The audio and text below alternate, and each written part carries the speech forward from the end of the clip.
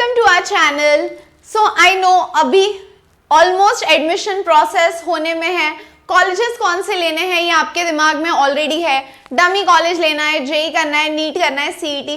So all this is already prepared. Now we are diving into 11th plus 12। तो मैं ऐसे कुछ key factors आपको बताऊंगी। It is for 11th as well as for 12th which should work for you. और ये मैंने देखा है बहुत सारे बच्चे ये सारी गलतियां करते हैं।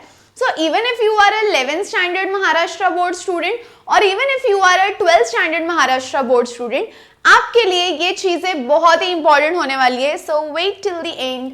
सबसे पहला, आपका 11th का सिलेबस हो बच्चों या आपका 12th का सिलेबस हो, the syllabus should end minimum by October and maximum by November. मतलब आपके जो भी टॉपिक्स है, अगर अभी आप 11th में हो तो कॉलेज के एग्जाम्स के लिए तो आपको ऑल 16 टॉपिक्स करने ही हैं महाराष्ट्र बोर्ड में, बट सीईटी में आपको 10 ही चैप्टर्स करने हैं। और अगर आप 12th में भी हो तो फिर तो आपके बोर्ड्स है। So you should no this. आपका जो सिलेबस है बच्चों पूरा वन टाइम, मतलब फिजिक्स, केमिस्ट्री, मैथ्स और बायो 16 16 16 16 ऐसे आप चैप्टर्स करोगे। So you should cover all these chapters maximum by October to November। ये वन टाइम आपको करने हैं, मतलब वन टाइम मतलब फर्स्ट टाइम में सिलेबस कंप्लीट करना है, which should include the exercise question plus the PYQs। और अगर वो चैप्टर 11th वालों के लिए बोल रही हूँ, अगर वो चैप्टर आपको सीईटी के लिए है तो उसका बच्चों MHT CET के MCQs, ओके, तो आपके उसके MHT CET के MCQs, okay. So all this you have to cover. अक्टूबर या नवंबर तक वन टाइम आपका रिवीजन हो जाना चाहिए। First important thing.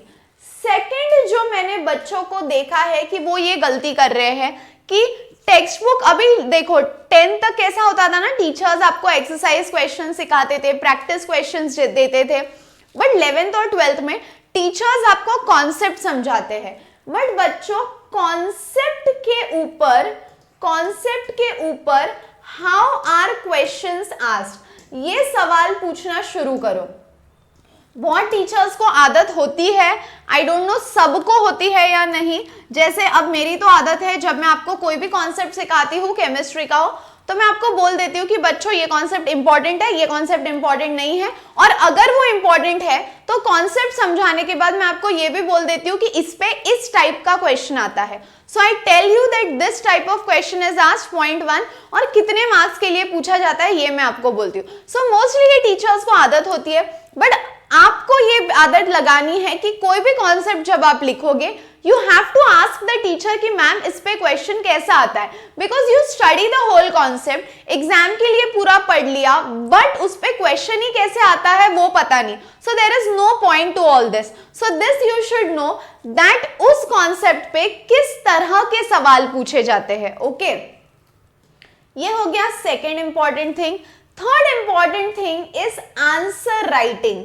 अभी even if you are preparing for your JEE exam, आपको तो ये पता होगा कि महाराष्ट्र बोर्ड में या बोर्ड्स में आपको 75% चाहिए so that you are qualified for JEE। और अगर आप सीईटी भी कर रहे हो तो यार 50% तो बोर्ड्स में लगता है, और बोर्ड्स में अच्छा ही परसेंटेज लाना है, क्योंकि 12th बोर्ड्स और 10th बोर्ड्स का एक ऐसा डॉक्यूमेंट है दैट आप आपके लाइफ में कहीं भी जाओ, नए जॉब के लिए, इंटरव्यू के लिए, जॉब स्विच करने के लिए, that is the piece of paper that you are always going to carry. तो उस पीस ऑफ पेपर पे आपके 80% से ज्यादा ही दिखने चाहिए।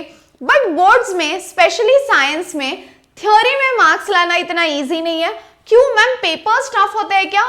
बिल्कुल नहीं, papers are not tough, but what is difficult is कि जब आप आंसर लिखते हो बच्चों, जेव्हा तुम्ही आंसर लिहिता तर मॉडरेटरचं करेक्ट करण्याचं एक पॅटर्न असतं। ते तुम्हाला सांगतात की अरे अशा क्वेश्चनला असाचा आन्सर लिहिला पाहिजे, कीवर्ड्स आले पाहिजे, there is a format for writing derivation. ये नहीं डेरिवेशन आता है बस लिख के निकाला, स्टेप 1 हो गया, स्टेप 2 हो गया, बीच बीच में स्टेटमेंट्स हो गए। ए है तो what is A is termed as the as length. ये स्टेटमेंट्स लिखना, गिव रीजन आता है तो how to write a give reason, because जो आपने 10th तक सीखा वो बहुत डिफरेंट है और जो आप अभी 11th-12th में पेपर लिखोगे दैट इज लिटिल डिफरेंट। फिर आप डायग्राम्स ड्रॉ करते हो तो वो डायग्राम कैसे ड्रॉ करे, वो डायग्राम में की हाईलाइट्स क्या है।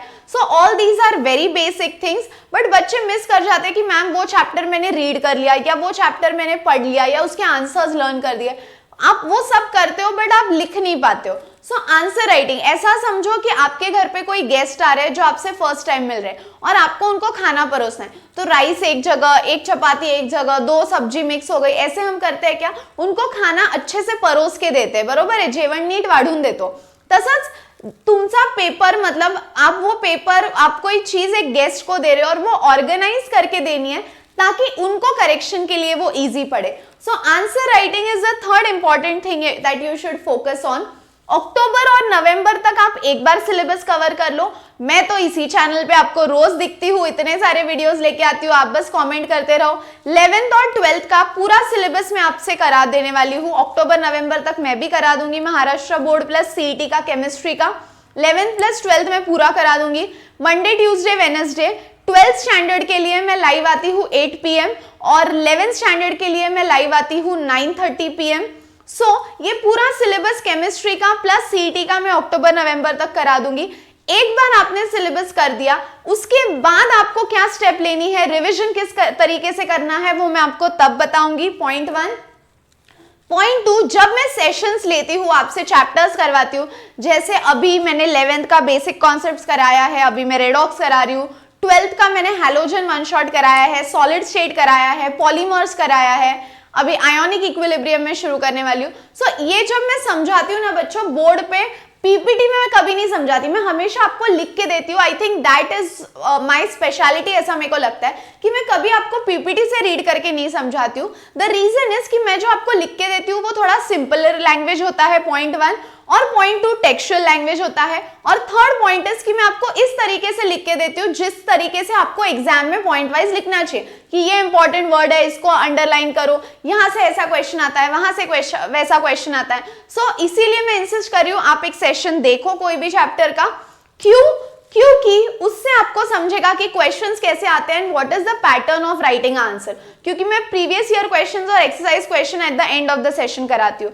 So remember all these 3 important things. यहाँ तक तो मैं सिलेबस करवा दूंगी, बाकी आपको कुछ डाउट्स होंगे, क्वेश्चंस रहेंगे तो कमेंट करो, डाउट्स पूछते रहो, और बाकी खुश रहो, हंसते रहो, बी पॉजिटिव। Bye bye.